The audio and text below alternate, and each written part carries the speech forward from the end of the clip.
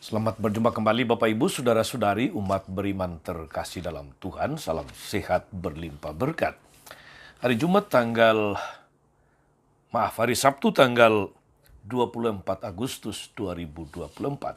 Saya Magus Cesar mengajak saudari-saudara merenungkan kutipan Injil Yohanes bab 1 ayat 45-51. Bacaan liturgis yang dipilih oleh gereja ketika merayakan Santo Bartolomeus Rasul, Pesta Santo Bartolomeus Rasul. Santo Bartolomeus itu dikenal juga sebagai Nathanael, sebagaimana nanti diungkapkan di dalam Injil yang kita dengarkan. Kita dengar sabda Tuhan. Dalam nama Bapa dan Putra dan Roh Kudus. Amin. Sekali peristiwa, Filipus bertemu dengan Nathanael dan berkata kepadanya, "Kami telah menemukan Dia yang disebut oleh Musa dalam kitab Taurat dan oleh para nabi, yaitu Yesus anak Yusuf dari Nazaret." Kata Nathanael kepadanya, "Mungkinkah suatu yang baik datang dari Nazaret?" Kata Filipus kepadanya, "Mari dan lihatlah." Melihat Nathanael datang kepadanya, Yesus berkata tentang dia, "Lihat, inilah orang Israel yang sejati, tak ada kepalsuan di dalamnya." Kata Nathanael kepada Yesus, "Bagaimana engkau mengenal aku?" Jawab Yesus, "Sebelum Filipus memanggil engkau, aku telah melihat engkau di bawah pohon ara." Kata Nathanael kepadanya, "Rabi, engkau anak Allah. Engkau raja orang Israel." Yesus menjawab katanya, "Karena aku berkata kepadamu, aku melihat engkau di bawah pohon ara, maka engkau percaya. Hal-hal yang lebih besar daripada itu akan engkau lihat." Lalu kata Yesus kepadanya, "Aku berkata kepadamu sesungguhnya, engkau akan melihat langit terbuka dan malaikat-malaikat Allah akan turun naik kepada Anak Manusia." Demikianlah sabda Tuhan. Lihat, inilah seorang Israel yang sejati, tak ada kepalsuan di dalamnya. Begitu kata-kata Yesus tentang Nathanael atau Bartolomeus yang kita rayakan hari ini. Ketika Nathanael sebelumnya, ketika diberitahu oleh Filipus bahwa mereka telah melihat Anak Manusia,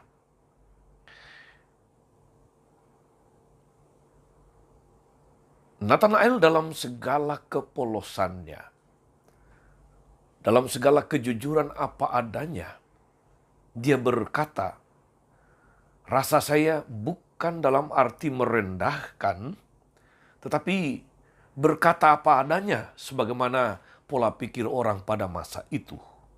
Mungkinkah sesuatu yang baik datang dari Nazaret?" Ini seperti sebuah pernyataan sikap apa adanya.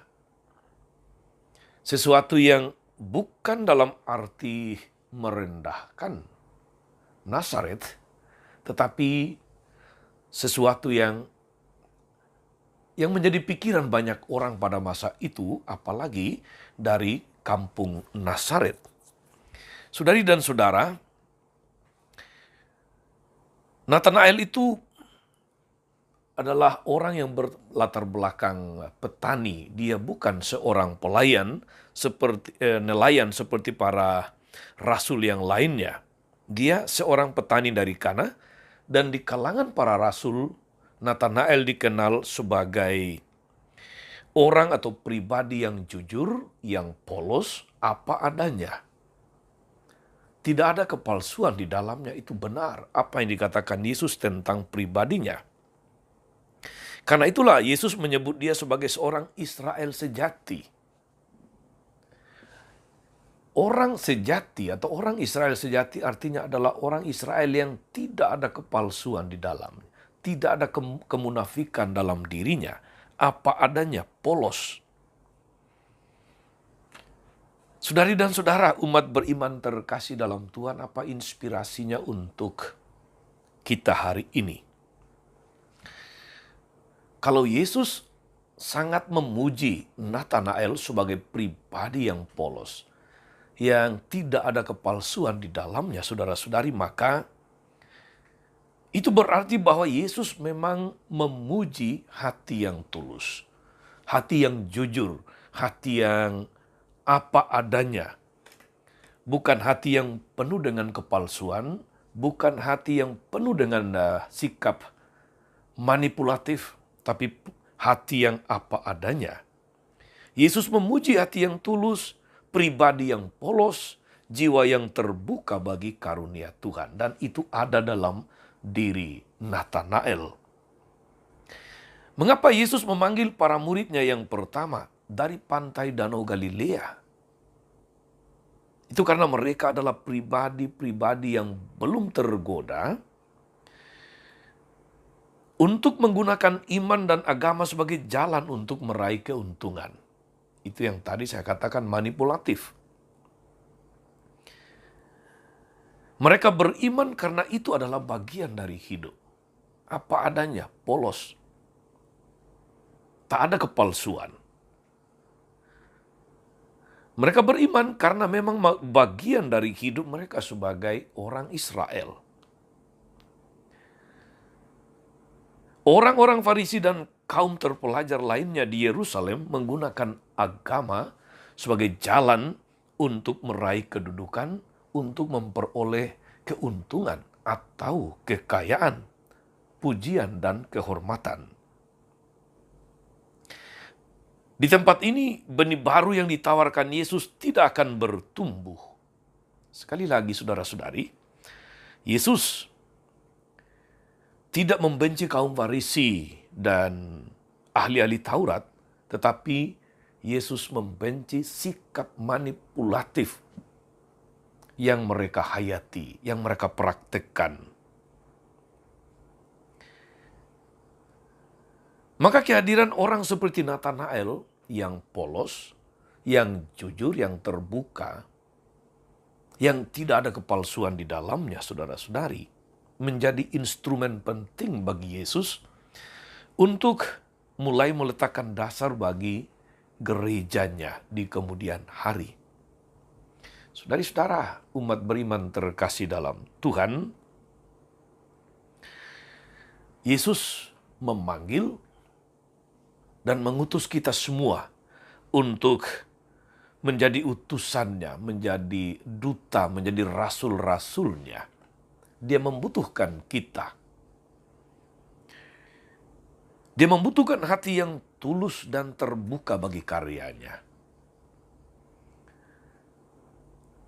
Dia tidak membutuhkan pengikutnya yang penuh kepalsuan, yang penuh dengan sikap manipulatif.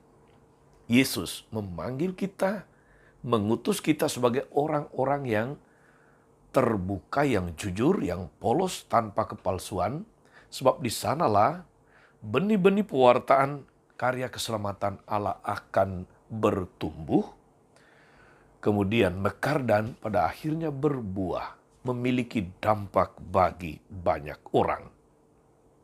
Maka saudara-saudari, jika kita mencintai Dia, sudah saatnya kita mulai meluruskan jalan hidup kita agar dapat menjadi alat di tangan Tuhan untuk mewartakan karya keselamatan. Mari kita jauhkan segala macam kepalsuan-kepalsuan dalam diri kita, sikap-sikap manipulatif, dan mulai jujur apa adanya. Tidak ada kepalsuan.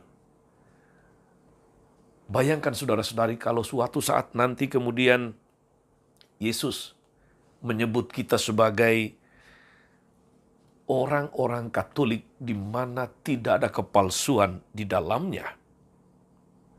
Dan kita menunjukkan sejati atau iman sejati kita kepadanya. Kita pasti akan seperti Nathanael yang bersukacita dalam kemuliaannya. Selamat beraktivitas, selamat berkarya hari ini saudara-saudari. Semoga kita bekerja dengan jujur, dengan tulus, apa adanya, terbuka untuk Tuhan berkarya melalui kita, dan jangan sampai ada kepalsuan. Tuhan Yesus memberkati. Amin. Tuhan Yesus Kristus, kami bersyukur atas firman-Mu yang meneguhkan kami, atas inspirasi dari pribadi Nathanael, seorang yang jujur, yang polos, yang apa adanya, yang tanpa kepalsuan. Semoga meneguhkan kami juga, agar seluruh hidup kami senantiasa boleh menjadi hidup yang terbuka, yang polos dan jujur, yang apa adanya, di mana tidak ada kepalsuan di dalam diri kami. Terpujilah Engkau Tuhan sepanjang segala masa. Amin. Saudari-saudara sekalian, berkat Allah turun atas saudara-saudari, atas mereka yang kita doakan atau kita janjikan doa, mereka yang sakit dan menderita segala rencana, karya dan pelayanan hari ini, Bapa dan Putra dan Roh Kudus. Amin. Tetap sehat, teruslah menjadi berkat. Jangan lupa like, subscribe, nyalakan lonceng notifikasinya. Salam 52, Tuhan memberkati.